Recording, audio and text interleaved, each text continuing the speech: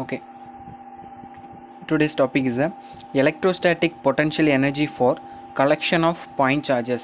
இந்த டாப்பிக்கில் ஒரு 3 சார்ஜஸ் ஒரு இன்ஃபினைட் டிஸ்டன்ஸ்லேருந்து இண்டிவிஜுவலாக ஒவ்வொரு சார்ஜஸாக ஒரு சம் பொசிஷனுக்கு எடுத்துகிட்டு வரோம். ஒரு 3 சார்ஜஸ் எடுத்துகிட்டு வரோம். இந்த 3 சார்ஜஸும் க்ரியேட் பண்ணக்கூடிய ஒரு பொட்டென்ஷியல் எனர்ஜியை தான் இந்த கொஷினில் நம்ம பார்க்க போகிறோம். அப்படி எடுத்துகிட்டு வர அந்த 3 சார்ஜஸும் இண்டிவிஜுவலாக எவ்வளோ ஃபோர்ஸை க்ரியேட் பண்ணுது, அந்த ஃபோர்ஸோட வேல்யூ என்ன, total potential, finally we have to find the total potential energy. அந்த பொட்டென்ஷியல் எனர்ஜி எவ்வளோ இருக்குது அதை தான் இப்போ கண்டுபிடிக்க போகிறோம். Okay, now for example infinite டிஸ்டன்ஸ்லேருந்து ஒரு சார்ஜஸ் எடுத்துகிட்டு வரோம். இது ஒரு இன்ஃபினிட்னு வச்சுக்கோங்களேன். தட் மீன்ஸ் வி இன்ஃபினிட்டி எடுத்துகிட்டு வந்துட்டு Q1 இதுதான் அந்த சார்ஜ். Q1 அப்படின்னு ஒரு சார்ஜ் எடுத்துகிட்டு வரோம். அகைன் ஹியர் இந்த சைட்லேருந்து ஒரு சார்ஜ் கொண்டு வரோம். That means Q2. ஓகே, சரி. இந்த பாயிண்ட்டை ஏ டினோட் பண்ணுறேன். It's denoted as a B. Now this distance is denoted as R12. That means charge 1, charge 2. In between the distance of charge 1 and 2 R distance ன்னு சொல்கிறேன். Okay, now potential V is equal to அதோட பேசிக் ஃபார்முலான்னு ஒன்று இருக்கும் இல்லையா, coulomb செல்லில் படிச்சிருப்பீங்களா, 1/4 epsilon naught charge divided by the distance, charge by distance R for Q1க்கு. So Q1 divided by R. Okay, now இதை solve பண்ண போகிறோம். விச் மீன்ஸ் இதோட ஒர்க் டன் இன் பிட்வீனில் இருக்கக்கூடிய அந்த டிஸ்டன்ஸை ஒர்க் டன் இப்போ ஃபைன் பண்ண போகிறோம். therefore potential energy U is equal to இதே மாதிரி ரெண்டுக்கும் இருக்கும் இல்லையா, so that means 1/4 epsilon naught Q2 divided by R. ஓகேவா? ஸோ இதோட ரெண்டுக்குமே R12 தான். ரெண்டுக்கும் அதோட டிஸ்டன்ஸ் R12 தான். ஃபைனலாக அந்த ஈக்குவேஷன் எப்படி எழுதுறேன் அப்படின்னா 1/4 epsilon naught in bracket of Q1 Q2 2 charges, the distance is a R12. This is the equation 1. okay, listen, infinite distanceலேருந்து at a பாயிண்ட்டுக்கு ஒரு சார்ஜஸ் மூவ் பண்ணுறது, that is the Q1. another side same as infinite distance இந்த ஒரு சார்ஜஸை near by the Q1க்கு move பண்ணுறது, that is the Q2. that's point denoted as a B. Okay, in between distance வச்சுட்டு அதோட work done கண்டுபிடிச்சிட்டோம். That means potential energy U is equal to 1/4 epsilon naught Q1 Q2 divided by R12. that is the distance. Okay, now third charges கொண்டு வரோம். Same at the ஒரு infinity distance இருந்து ஒரு point கொண்டு வரோம். That point denoted as a C. that is a Q3 charge 3. Okay, now இது இதை அப்படியே கனெக்ட் பண்ணுங்கள். இதுக்கு ஒரு டிஸ்டன்ஸ் இருக்குமா, the distance between charge 1 and 3 or 1-3 distance. so 1-3.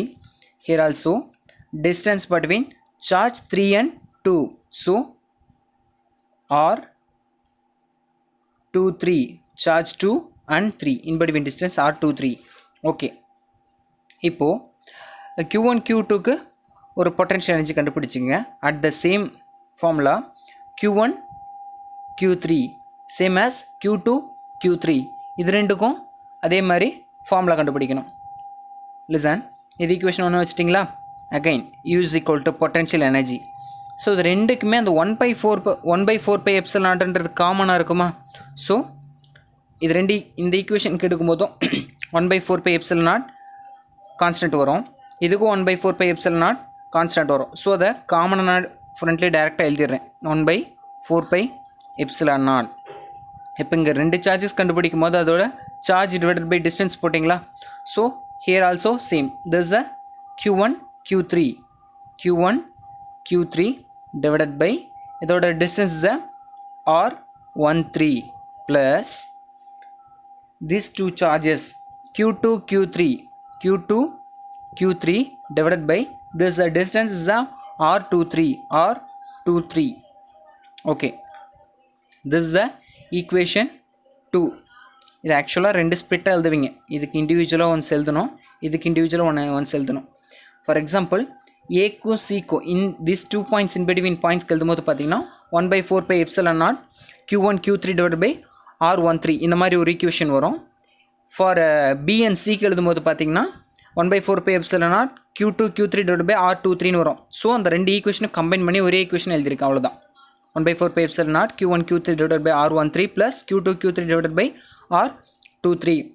Now equation 1 and 2 okay add பண்ண போகிறோம். Therefore potential energy is equal to common constant 1/4 epsilon naught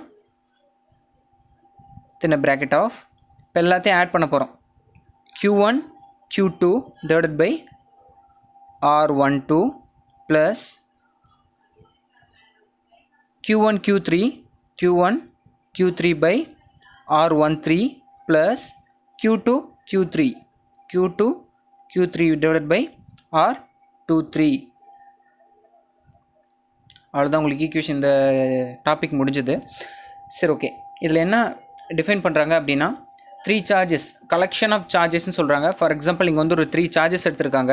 இந்த 3 சார்ஜஸ் எடுத்துகிட்டு இந்த 3 சார்ஜஸ் அப்ளை பண்ணக்கூடிய டோட்டல் அமௌண்ட் ஆஃப் எனர்ஜி எப்படி இருக்கும் அப்படின்னு தான் சொல்ல போகிறாங்க.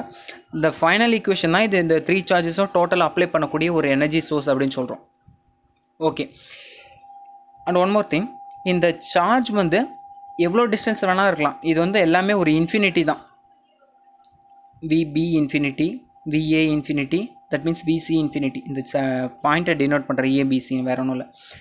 இது மாதிரி எவ்வளோ பெரிய இன்ஃபினிட்டி டிஸ்டன்ஸ்லேருந்து சம் அமௌண்ட் ஆஃப் டிஸ்டன்ஸ் கொண்டு வரோம். இது வந்து 3 சார்ஜஸ்க்கு மட்டும்தான் அப்ளை ஆகுமா அப்படின்றது என் நம்பர் ஆஃப் சார்ஜஸ்க்கு வேணால் அப்ளை பண்ணலாம். ஃபார் எக்ஸாம்பிள் இங்கே ஒரு 4 சார்ஜஸ் இருக்கலாம். ஸோ இது 2 சார்ஜஸ் கண்டுபிடிச்சி நெக்ஸ்ட் 2 ஃபைனல் 2 ஆட் பண்ணிவிட்டு ஃபைனலாக கண்டுபிடிக்கலாம்.